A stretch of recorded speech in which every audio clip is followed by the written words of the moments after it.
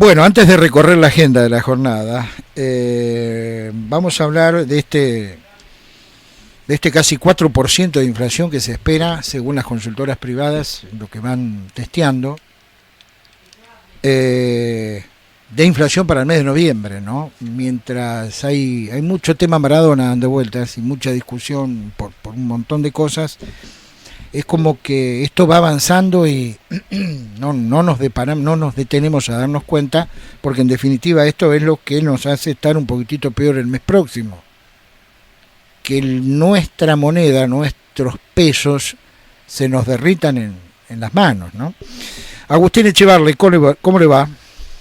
Muy bien, ¿cómo estás, Claudio? Un placer. Bien, lo mismo digo. Bueno, así como quien no quiere la cosa, casi 4% de inflación pinta para este mes de noviembre, o qué tipo de perspectiva ve usted. No, sí, vemos una inflación, es posible que está en 3,8 o algo por el estilo, ¿no? Y además, en diciembre también va a ser un mes de una inflación que se va a acercar al 4%, porque hay que recordar que en diciembre también van a subir las prepagas, y eso te va a influir en el índice. Es decir, recordemos que la inflación es un promedio de todos los bienes que están en la economía, es una estimación que hace el INDEC, que por suerte la está haciendo bien, con Marco Labañez, hay que destacarlo, no está ocurriendo como pasaba en el gobierno kirchnerista anterior, ¿no? Con lo cual sabemos que después uno podrá discutir una décima, pero más o menos estamos en línea, y las consultoras privadas van dando más o menos lo mismo que después dice el índice oficial. O sea que yo lo destaco como una cosa positiva, ¿no? Para saber dónde estamos parados. Pero lo que es cierto es que nosotros estábamos esperando para este último trimestre un aumento de la inflación, y exactamente es lo que está esperando, es lo que está pasando. Y esto ocurre, ya sabíamos, porque iban a empezar a dejar de estar los precios congelados, o sea, esos precios máximos han ido aflojándose un poco, luego porque había muchas cosas que no habían subido, como las prepagas, que ahora empiezan a subir, y también como las tarifas o los combustibles. Y básicamente porque el origen de la inflación es siempre el mismo, es un Estado que gasta más de lo que tiene, que aumenta impuestos ferozmente, no le alcanzan, y entonces imprime billetes.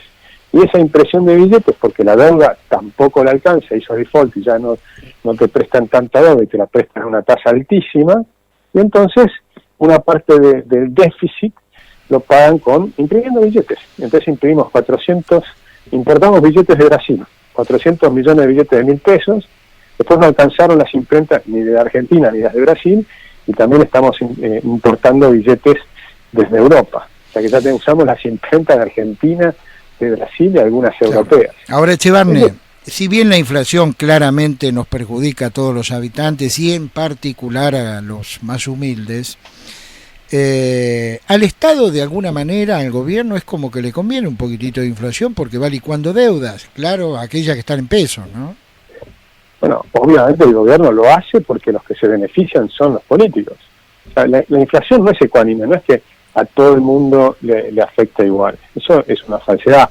Hay una definición que está incluso en el diccionario que dice que es el aumento generalizado de precios. Eso es falso. No es que todos los precios suben igual. Si todos los precios subieran igual, los salarios también son precios, subirían igual, las jubilaciones subirían lo mismo. Si todo sube lo mismo, el efecto sería menor. Pero no es así. Esto es una enorme cantidad de imprentas imprimiendo billetes, y esos billetes le ingresan a los gobernantes, y los gobernantes son los que los distribuyen. Entonces ahí está el poder nefasto que tiene la inflación. Bien. Porque es un impuesto que le estás cobrando a la gente, y sobre todo, como bien decís, a los más pobres, a los más humildes, a los que no tienen mejor información, a los que no tienen acceso a las formas de cuidarte de la inflación, como comprar dólares o hacer inversiones financieras. Yo me cuido de la inflación, obviamente, y de hecho muchos especulan con la inflación, pueden hasta ganar con la inflación, empresarios y demás, que aprovechan los descalces, cómo se acomodan los balances para pagar menos impuestos. Es decir, hay un montón de gente que se acostumbró, no solo se acostumbró, sino que se adapta y trata de beneficiarse con la inflación. En cambio, por supuesto, los políticos son los primeros que se benefician de la inflación. En cambio, el que más se perjudica la inflación es la persona que está trabajando en el monte y que le cobra una quincena, y ese es el tipo que lo estás matando. Correcto. Por último, perspectivas por lo menos para el primer trimestre del año, ¿no? Ya estamos en diciembre, enero, febrero y marzo. ¿Cómo ve el panorama? Bueno, yo veo, a ver, por un lado hubo algo positivo que es el aumento del precio de la soja, o sea, ahora estamos todos esperando la cosecha en marzo, abril, mayo, que viene la cosecha de soja, con un precio de 430 dólares por tonelada, que eso genera, recordemos que la gran mayoría de ese dinero le entra al Estado porque le saca un 90% de la renta del sector agropecuario.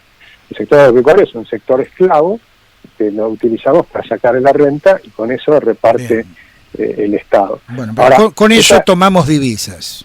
Con eso tomamos divisas. Y después está un segundo tema que se espera, que es el acuerdo con el Fondo Monetario, con lo cual también vas a tener divisas posiblemente frescas, no mucho, no va a ser los 44 mil y pico de millones de dólares que le dieron a Macri, que además nos los patinamos, porque no es que sirvió para hacer una reestructuración, sino que fue para gasto corriente. Bueno, ahora lo mismo.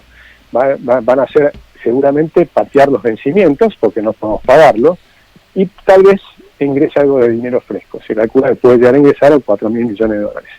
Con eso tenés una especie de veranito tal vez. Pero lo que pasa es que vas a tener un problema porque esa misma recuperación de la economía, que va a ser una leve recuperación de la economía, porque salís de la cuarentena y demás, comparando contra el año 2017 vamos a seguir abajo. O sea, no es que vamos a tener un crecimiento económico, pero va a ser una recuperación cíclica. Ahora, con esa recuperación cíclica es probable que la inflación se acelere. Y ahí vamos a tener un problema adicional, porque el déficit fiscal continúa, se esperan 6 puntos como mínimo de déficit fiscal para el año que viene. Parte de eso se va a financiar con deuda carísima, y con lo que te da, con deuda barata, que es la del Fondo Monetario, una parte, y lo que coloques en el mercado con deuda carísima, tasas del 15% anual, y el resto es emisión monetaria. Pero cuando salís de la cuarentena, empieza a circular el dinero. Y como el dinero empieza a circular, entonces es como que la rotación del dinero es mayor. Entonces esa emisión monetaria va a generar un salto inflacionario aún más grande y que incluso se puede descontrolar. Brevemente, ¿y en materia de consumo? Bueno, el consumo es un poco lo que venía diciendo con los salarios y las jubilaciones. Claro, te da un aumento de 5%. Digamos, ¿qué le decimos que esperen aquellos comerciantes, pymes y demás? Aquellos que se bancaron y todavía están parados después de toda la pandemia. Sí, alguna recuperación va a haber porque justamente se va terminando la cuarentena y vas volviendo a la normalidad. Pero en países como Brasil ya tenés que la creación de empleo este año va a ser positiva. Es decir, la destrucción de empleo del segundo trimestre se compensa con el resto del año y vas a tener año en positivo. En Argentina no. En Argentina la destrucción fue tremenda y además quebraron 100.000 empresas y esos empleos ya no vuelven. Se va a volver parcialmente, pero no en total. Bueno. Con lo cual va a haber una recuperación del consumo, pero no vas a llegar a los niveles anteriores. Y encima el salario real y las jubilaciones en términos reales están cayendo. Se sube el 5% de las jubilaciones, pero en un mes tenés 4% de inflación, en 3 meses obviamente te quedaste fuertemente abajo. Y eso es lo que va a pasar. Consulta que, y con esto desde ya lo despido y le agradezco su gentileza como siempre, consulta que mucha gente lo está pensando, algunos lo hace por necesidad y otros por obligación, por obligación y otros porque les gusta arriesgar. ¿Es un año, es un comienzo de 2021 como para tomar deudas, para endeudarse, para comprar cosas a plazo, cuotas y ese tipo de operaciones? Bueno, yo no creo, yo siempre pienso lo mismo, que la manera de salir de la pobreza es ahorrar, y ahorrar en moneda dura, no en pesos, obviamente. Y el consumo nunca te sale de la pobreza. Entonces, vos podés ahorrar para luego comprar algo que te produzca ganancias. Por ejemplo, puede ser incluso, si tenés un terrenito, empezar a construir. Eso sí puede ser interesante. Bien. Porque inversiones, no vienes de consumo por el consumo mismo, inversiones. El consumo mismo no te saca la pobreza. Incluso si uno compra un auto para disfrutarlo, pero tiene que saber que tiene que pagar una cantidad de costos, eso es empobrecerte, no es enriquecerte comprarte un auto.